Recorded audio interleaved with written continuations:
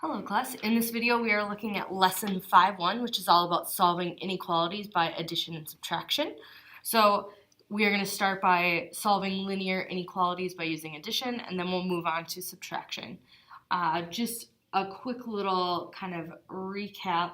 If you start by looking at this concept summary, the phrases for inequalities, remember inequalities are when you have that less than, the greater than, less than or equal to, greater than or equal to, and you can see that it highlights a few other ways to say these phrases as well.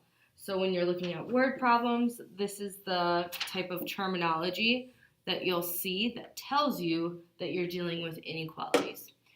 But looking closer to the top with the set builder notation, you'll see answers written in this form, and that's called set builder. The way that you write it is you do a squiggly bracket, and then you list your variable, and then you just write what you solved for, and then you do a closing squiggly bracket, okay? So it looks more intimidating than it really is, but that is how you will see answers written. And that's also how you'll sometimes be asked to write your answers. So if I ever ask you for an answer in set builder notation, that's what I'm looking for. All right, so let's look at example 1. We want to solve each inequality and then check our solutions. So the awesome thing about this lesson is the fact that this is basically identical to solving equations. The only thing that's different is instead of an equal sign, we have an inequality. But we're going to solve it the same way. You can tee it up, just like we did with equations. Instead of drawing your vertical line up and down through the equal sign, you draw it through your inequality. And then you want to get the variable by itself. So I have m minus 8. I want to get m by itself, so I'm going to add 8. I'm going to add 8. What I do to one side, I still have to do to the other. So I have 30 that is greater than m. But one thing I'm going to encourage all of you to do, instead of leaving it as 30 is greater than m, I want you to rewrite it with your variable on the left. And you see how it's pointing at the m? I'm going to change it so it's pointing at the m. And I'm going to say m is less than 30. I want you to write your answers with your variable on the left-hand side, okay? Not that the 30 is greater than m. That's still a correct answer, but when we come to graphing things, it's so much easier to graph if your variable's on the left-hand side. So then let's look at letter B. We're going to do that same thing where we have d minus 14 is greater than or equal to negative 19. I want d by itself, so I'm going to add 14, add 14. So I have d is greater than or equal to negative 19 plus 14 is negative 5. My variable's on the left-hand side, so I'm going to call that good. Okay? And then if you look back at the directions, it says to check your solution. The way you check your answers, back when we had equations, you'd plug it in and see if it worked out, right? We're going to do the same thing. We're going to plug something in and see if it works out. So if I have m is less than 30, m is less than 30, what's a number that's less than 30? I'm just going to randomly pick the number 10, okay? So if I say 22 is greater than, instead of m, I'm going to do a number that's less than 30. So I picked 10 minus 8. So I have 22 is greater than 2. Is that true? Yes. So I know that my answer is correct. Then for part B, let's do another check. I have d is greater than or equal to negative 5. So what's a number that's greater than or equal to negative 5? Let's see, greater than would be 0. So if I say 0 minus 14 is greater than or equal to negative 19, I have negative 14 is greater than or equal to negative 19. Is that true? Is negative 14 greater than negative 19? Gets a little more confusing once we hit the negative numbers. But negative 14 is greater than negative 19. So I know my answer is correct. All right, I want you to try this problem on your own. Solve k minus 4 is less than 10. Hopefully you ended up with k is less than 14. All right, and let's move on to example 2. We want to solve each inequality, then graph the solution set on a number line, okay? So we've already practiced some of the solving, and we just want to go one step further and graph our solution after. So I'm going to tee it up, and I have 9n minus 1 is less than 10n. So if I notice, I have an n variable on both sides. So I want to get it so my n is on one side. So I'm going to end up moving my 9n. I have a positive 9n, so I'm going to subtract 9n. What I do to one side, I must do to the other. So I have a negative 1. Be careful that you don't drop that negative or that minus, okay? You need that to stay. Is less than, what's 10n minus 9n? So if I have 10 n's written out and I take away 9 of them,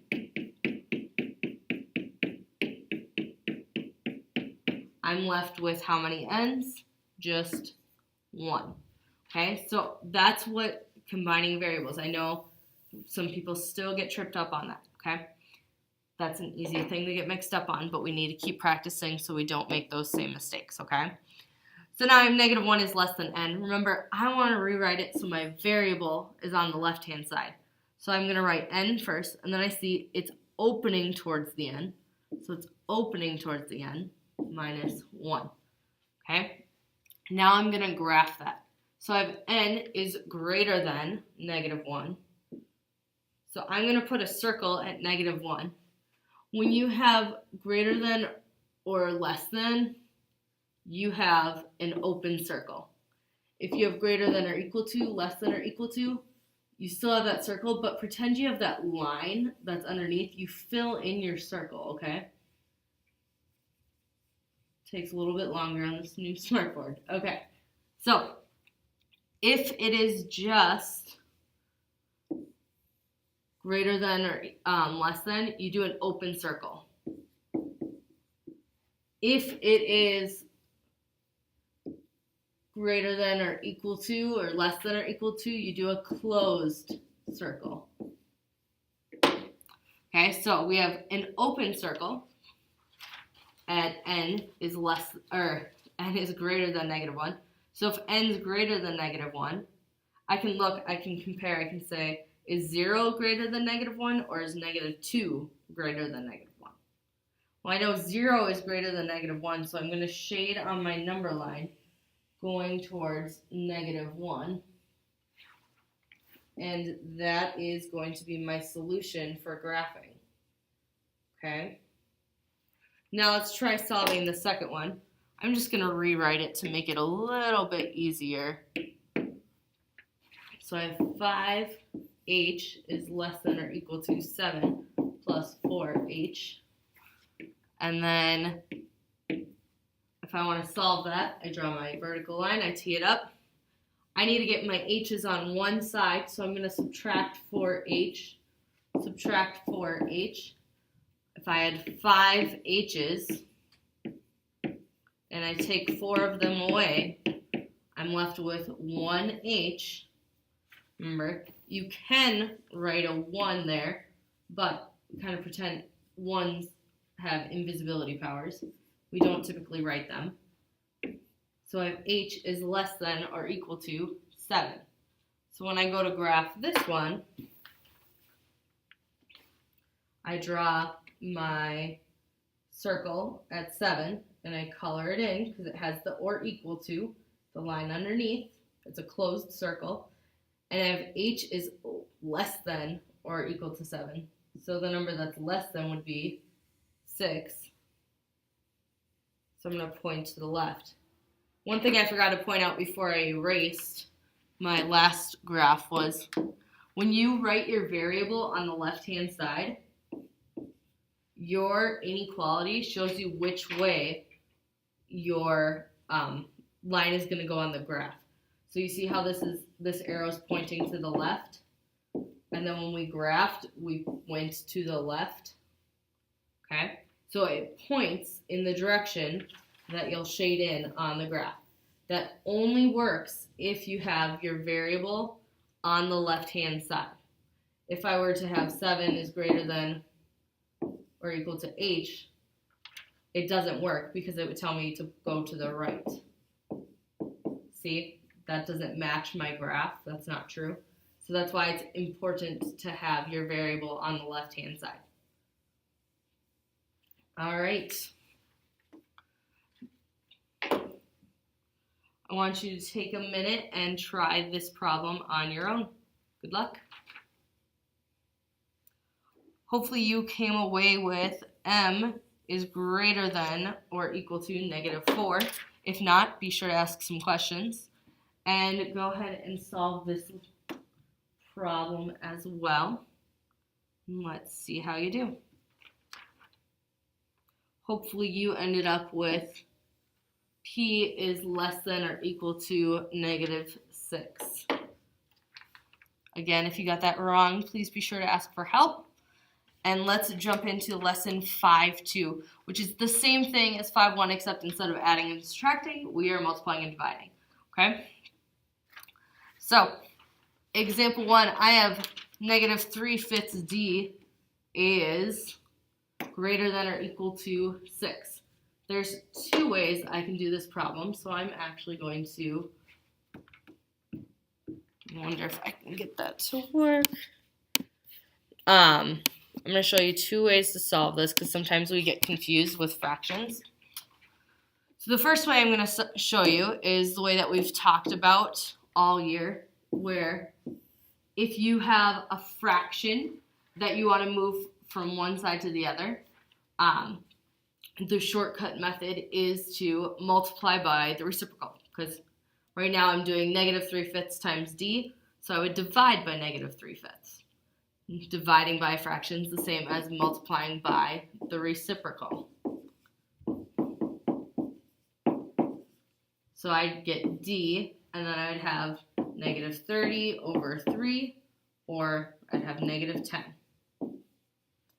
Now, one thing that I want you to know is